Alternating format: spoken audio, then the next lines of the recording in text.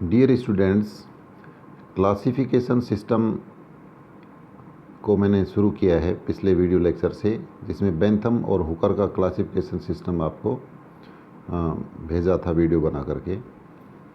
उसमें नोट्स भी आपको शायद मैंने भेज दिए हैं। क्लासिफिकेशन सिस्टम अब आपके सिलेबस में एक एंगलर और प्रेंटल का भी है। तो उससे पहले मैं आपको आज एक विशेष टॉपिक के बारे में बताना चाहता हूँ। क्लासिफिकेशन सिस्टम को बनाने के लिए, यानी वर्गीकरण पद्धति को बनाने के लिए, वैज्ञानिकों के द्वारा प्लांट्स के अंदर पाए जाने वाले प्रिमिटिव और एडवांस कैरेक्टर्स को यूज़ किया गया है। यानी किसी फ्लावर के अंदर या किसी पादप के अंदर कौन से लक्षण हैं जो कि प्राचीन हैं और कौन से लक्षण हैं वो एडवांस्ड हैं। इन लक्षणों के आधार पर उन्होंने क्लास, ऑर्डर और फैमिलीज़ वगैरह जो अलग अलग हैं, इन सब को बनाया गया है। जीनस और स्पीसीज़ का निर्धारण किया गया है। तो एंगलर और पेंटल ने भी इसी प्रकार से इन कैरेक्टर्स को यूज़ किया है। और वास्तव में ये जो कैरेक्टर्स निर्धारित किए हैं, ये हचिनसन के द्वारा निर्धारित किए गए हैं। जैसे मान लो कि एक फर्स्ट जो कैरेक्टर है, इसमें जो विकास है पौधों के अंदर, वो अपवर्ड और डाउनवर्ड दोनों दिशाओं में होता है। अपवर्ड का मतलब कि जैसे मान लो किसी प्लांट के अंदर, फ्लावर के अंदर 5 पुंकेसर हैं और विकास हज़ारों साल के अंदर अगर उस प्लांट के अंदर पुंकेसरों की संख्या अगर 6 या 7 हो गई है तो ये अपवर्ड कहलाएगा, और अगर घट गई है तो ये डाउनवर्ड डेवलपमेंट कहलाएगा। तो विकास जो है वो अपवर्ड भी होता है पौधों के अंदर और डाउनवर्ड, दोनों ही डायरेक्शन में होता है। और जो डाउनवर्ड डेवलपमेंट है, इवोल्यूशन है, वो डिग्रेडेशन के कारण हुआ है। यानी प्लांट के अंदर चीज़ों का अपघटन हुआ है, चाहे वो फ्लावर हो या प्लांट का कोई पार्ट हो। तो इससे नए प्लांट्स का इवोल्यूशन हुआ है। नेक्स्ट में, जैसे पौधे के सभी अंगों का विकास एक ही समय पर होना आवश्यक नहीं है। अर्थात किसी समय पर एक या कुछ अंग प्रगत यानी एडवांस, तथा उसी समय पर दूसरे जो अंग होते हैं वो स्टेशनरी या रिट्रोग्रेटिंग हो सकते हैं। इसका अर्थ यह है कि किसी भी प्लांट के अंदर जो कुछ जितने भी ऑर्गन्स पाए जाते हैं, उनमें सभी का जो विकास है वो ज़रूरी नहीं कि एक साथ ही हो। उसमें से कुछ एडवांस्ड स्टेज के अंदर हो सकते हैं, जबकि कुछ ऐसी अवस्था में हो सकते हैं जिनके अंदर कोई बदलाव नहीं होता है, जबकि कुछ ऐसे हो सकते हैं जो विघटन की प्रक्रिया में गुजर रहे हैं, जिसे रिट्रोग्रेसिव प्रोग्रेशन कहा जा सकता है। अगले कैरेक्टर के अंदर विकास कंसिस्टेंट होता है, यानी समान रूपी होता है, तथा किसी एक अंग या फाइलम में एडवांस्ड या रिट्रोग्रेसिव एवोल्यूशन प्रारंभ होने पर वह अंत तक उसी दिशा में अग्रसर होता है। आगे कुछ समूह में ट्री और श्रब यानी वृक्ष तथा जो झाड़ियाँ हैं, श्रब हैं, संभवतः इनका विकास शाकी पौधों की अपेक्षा आदिम है। आदिम है का अर्थ यह है हर्बेशियस प्लांट बाद में आए हैं, और पहले कौन से आए हैं? ट्री और श्रब्स आए हैं। ट्री और श्रब्स पहले आए हैं।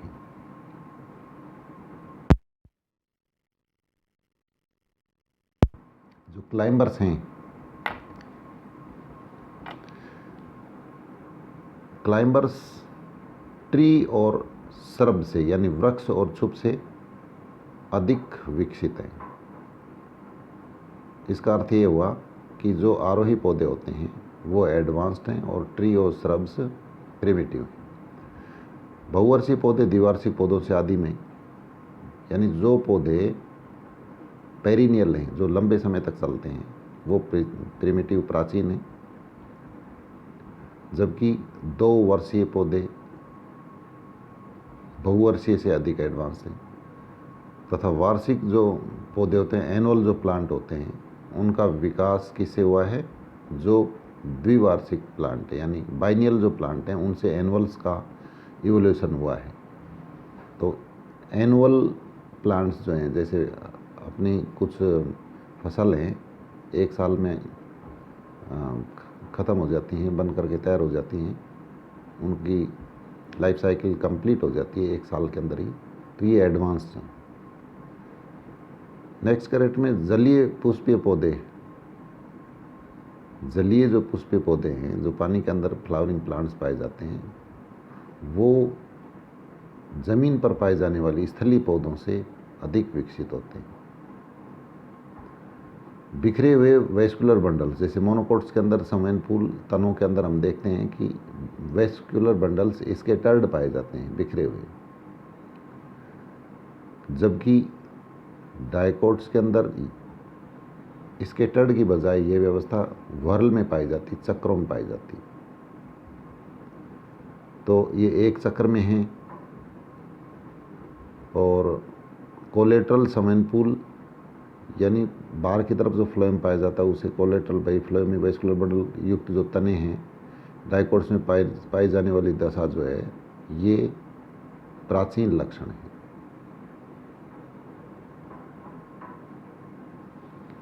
तो स्कैटर्ड जो वेस्कुलर बंडल की जो स्थिति है वो कैसी होगी? एडवांस्ड होगी। और कोलेट्रल जो वेस्कुलर बंडल वाली जो पोजीशन है वो कैसी होगी? प्रिमिटिव है। परंतु ये आवश्यक नहीं कि वेस्कुलर बंडल बिखरे हुए स्टेम का विकास एक चक्र में व्यवस्थित वेस्कुलर बंडल वाले स्टेम से ही हुआ हो। नेक्स्ट में लीव्स तथा पुष्प दलों का यानी जो पेटल्स वगैरह हैं का सर्पिल जो विन्यास है, स्पाइरल अरेंजमेंट, फ्लावर के अंदर जो कैलिक्स, कोरोला, एंड्रोशियम, गायनोशियम पाए जाते हैं, वो मैंने आपके पुराने वीडियोज़ के अंदर देखिए कि दो तरह से बताया था कि एक स्पाइरल और दूसरा वर्ल्ड साइक्लिक। तो स्पाइरल अरेंजमेंट एक के बाद एक जो है ये प्राचीन लक्षण है, और इनके सामने और इन्हीं से ही मतलब कि अपोजिट और वर्ल्ड ओरिएंटेशन है उनका इवोल्यूशन हुआ है। संयुक्त पत्तियां जो हैं यानी कंपाउंड जो लीफ हैं, ये सिंपल लीफ से विकसित हुई हैं। जैसे पीपल की पत्ती है, ये सिंपल लीफ है। और कुछ पौधों के अंदर जैसे आप देखिए कंपाउंड लीफ पाई जाती है, जैसे केशिया फिस्टुला अमलतास के अंदर कंपाउंड लीफ है। तो सिंपल लीफ एक प्राचीन लक्षण है और कंपाउंड लीफ एक एडवांस्ड लक्षण है। बाइसेक्सुअल फ्लावर प्राचीन लक्षण है। यूनिसेक्सुअल फ्लावर एडवांस्ड कैरेक्टर है, यानी प्राचीन पुष्प जो थे वो द्विलिंगी, और एडवांस जो पुष्प हैं प्रगत लक्षण के अंदर है वो यूनिसेक्सुअल है। इसी प्रकार से पौधों की जो डायोसियस कंडीशन है, डायोसियस का मतलब नर अलग और मादा फ्लावर के अंदर ऑर्गन्स अलग हैं, यह दशा जो है ये उभयलिंगाश्रय से अधिक एडवांस है। इसका अर्थ ये हुआ कि अगर कोई पुष्प द्विलिंगी है तो वो प्राचीन लक्षण है। वैसे द्विलिंगी जो अवस्था है पुष्प की ये प्राचीन लक्षण है, और नर पुष्प का अलग होना और मादा पुष्प का अलग होना ये एडवांस लक्षण है। सोलिटरी फ्लावर्स यानी कुछ प्लांट्स ऐसे होते हैं जिनके एक्सिस के अंदर एक ही पुष्प लगता है और पुष्प क्रम में व्यवस्थित पुष्पों की अपेक्षा अधिक आदि में। इसका अर्थ ये हुआ कि जो पुष्प पुष्प क्रम में लगते हैं, जैसे उसी प्रकार से आप अमलतास में देखिए पुष्पों का गुच्छा लगता है, यह एडवांस कैरेक्टर है। जबकि आप गुड़हल में देखिए एक एक पुष्प ही लगता है एक्सिस के अंदर, तो ये प्राचीन लक्षण है। विभिन्न प्रकार के पुष्प क्रमों में इन्फ्लोरेसेंस में अम्बल और कैपिटुलम, अम्बल धनिये के अंदर एपियेसी फैमिली में और मुंडा कैपिटुलम कंपोजिटिव फैमिली में यानी एस्ट्रेसी फैमिली में पाया जाता है। तो ये एडवांस्ड कैरेक्टर है। फ्लावर के अंदर वर्ल्ड का मतलब चक्रदार क्रम में या उनके किनारे एक दूसरे को छूते हुए तो कोरिस्पर्शी क्रम में विनाशित पुष्पांग, सर्पिल यानी इम्ब्रिकेट क्रम में विनाशित पुष्पांगों से अधिक प्रगत हैं। इसका अर्थ ये हुआ जो स्पाइरल और इम्ब्रिकेट यानी एक दूसरे को ढकते हैं, कैलिक्स कोरोला, जब हम फ्लावर्स को स्टडी करते हैं टैक्सोनॉमी में, तो इनके जो किनारे हैं वो अगर एक दूसरे को ढकते हैं तो ये प्राचीन लक्षण हुआ। एडवांस कौन सा हुआ? कोरिस्पर्शी और चक्रदार।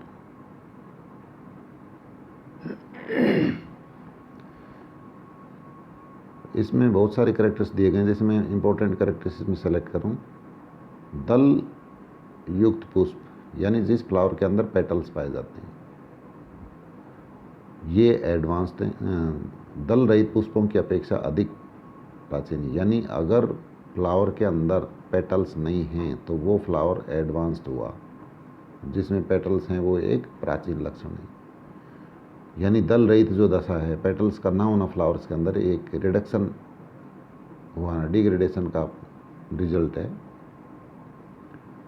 मैंने बताया था आपको कि इसमें जो इवोल्यूशन है वो डाउनवर्ड भी होता है। पॉलीपेटली कंडीशन यानी किसी फ्लावर के अंदर कोरोला का अलग अलग पाया जाना क्या कहलाता है? पृथक दलीय। तो ये जो दशा है ये प्राचीन है, जबकि एडवांस्ड फ्लावर के अंदर जो दल हैं वो संयुक्त पाए जाते हैं। इसी प्रकार से सिमेट्री है फ्लावर की। जाइगोमॉर्फिक यानी हम फ्लावर को सिर्फ एक ही प्लेन से अगर डिसेक्ट करें तो उसके दो भाग हो सकते हैं।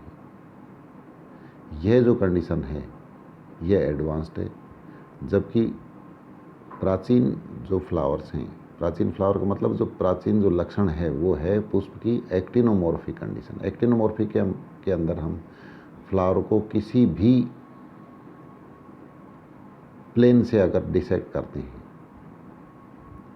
तो उस फ्लावर के दो हिस्से हो सकते हैं। आप सरसों का फ्लावर आप देखिए, जब उसको डिसेक्ट आप करते हैं तो दो प्लेन आप कोई भी सेलेक्ट कर सकते हो, दो हिस्से हो जाएंगे। जबकि मटर का पुष्प आप देखिए, मटर के पुष्प में एक पीछे पेटल्स पाया जाता है बड़ा, जिसे स्टैंडर्ड या ध्वजक कहते हैं। उसके आगे दो छोटे विंग्स और उनसे भी आगे दो छोटे, बिल्कुल छोटे, जिन्हें कील या कोरोनो कहते हैं। तो इस तरह की कंडीशन के अंदर फ्लावर जो होता है तो उसको हम सिर्फ एक ही प्लेन से काट करके दो हिस्सों में डिवाइड कर सकते हैं। यह सिमेट्री कहलाती है जाइगोमॉर्फिक। तो जाइगोमॉर्फिक जो सिमेट्री है फ्लावर की वो एडवांस्ड है। एक्टिनोमॉर्फिक सिमेट्री कैसी है? प्रिमिटिव कैरेक्टर है। हाइपोगाइनस कंडीशन फ्लावर की प्राचीन लक्षण है, जबकि पेरिगाइनस और जाइगोपेरिक जो एपिगाइनस कंडीशन है ये इसी से बनी है, हाइपोगाइनस कंडीशन से। इसको मैं डिटेल बता चुका हूँ। पुष्प के प्रकार तीन होते हैं, हाइपोगाइनस, पेरिगाइनस और एपिगाइनस। जायंग की जो एपोकार्पस कंडीशन है यानी गाइनोशियम जो है उसके अंदर अगर कार्पल्स, अंडप अलग अलग हैं तो ये एक प्राचीन लक्षण है और इसी से सिनकार्पस कंडीशन का विकास हुआ है, यानी बाद में अंडप जुड़ने शुरू हो गए। अल्प अंडता यानी अगर कार्पल्स की संख्या कम है तो ये एडवांस कैरेक्टर है और पॉलीकार्पिक कंडीशन प्रिमिटिव कैरेक्टर है। एंडोस्पर्मिक व सूक्ष्म भ्रूण वाले बीज प्राचीन हैं और नॉन एंडोस्पर्मिक वाले जो सीड्स हैं वो कैसे हैं, एडवांस्ड। इसका मतलब हम ये कह सकते हैं जैसे कैस्टर रंड जिसे हम कहते हैं, या ग्राउंड नट मूंगफली, इनमें एंडोस्पर्म पाया जाता है, तो ये प्राचीन है। जबकि दाल जो हम मटर, दाल, चना, ये नॉन एंडोस्पर्मिक सीड हैं, तो ये एडवांस्ड कैरेक्टर है। नेक्स्ट कैरेक्टर के अंदर पॉलीस्टेमेनस जो कंडीशन है, यानी अगर स्टेमेंस की संख्या काफ़ी होती है तो ये एक प्राचीन स्थिति है, प्रिमिटिव लक्षण हुआ ये। जबकि एडवांस जो फ्लावर्स हैं उनके अंदर ओलिगोस्टेमस कंडीशन पाई जाती है, यानी सीमित पुंकेसरों की संख्या होती है। स्वतंत्र पुंकेसरों से कोनेट पुंकेसरों का विकास हुआ है, यानी बहुत सारे ऐसे प्लांट्स हैं जिनके फ्लावर्स के अंदर स्टेमन्स फ्री रहते हैं, और काफ़ी ऐसे भी प्लांट हैं जिनके स्टेमन्स जुड़े हुए होते हैं। तो जुड़ना जो कंडीशन है ये एडवांस्ड हुआ, और फ्री जो कंडीशन है ये प्राचीन लक्षण हुआ। एग्रीगेट जो पुष्प हैं ये सिंपल फ्रूट से विकसित हुए हैं। तो सिंपल फ्रूट सरल फल जैसे आम वगैरह हैं, ये सरल फल हैं। जबकि एग्रीगेट फ्रूट्स के अंदर जैसे जैक फ्रूट है, पाइनएप्पल है, एनोना है, ये जैक फ्रूट, ये एग्रीगेट फ्रूट्स की श्रेणी में आते हैं, तो ये एडवांस्ड है। कैप्सूल भी एक प्राचीन लक्षण है, जबकि ड्रप व सरल फल अधिक एडवांस है। मैंने अभी आपको बताया था कि ड्रप है जैसे आम है, ये एडवांस है। सिंपल फ्रूट्स की श्रेणी में इसको, आम को नहीं लिया जाएगा। ड्रप और बेरी जैसे टोमेटो वगैरह है, ये एडवांस्ड है। तो ये जो कैरेक्टर्स हैं ये क्लासिफिकेशन सिस्टम को बनाने में यूज़ किए गए हैं डिफरेंट साइंटिस्ट के द्वारा। तो मुझे आशा है कि आपको ये जो टॉपिक है ये समझ में आ गया होगा। फिर भी आपको अगर क्वेरी करनी हो तो आप कभी भी क्वेरी कर सकते हैं। Thank you.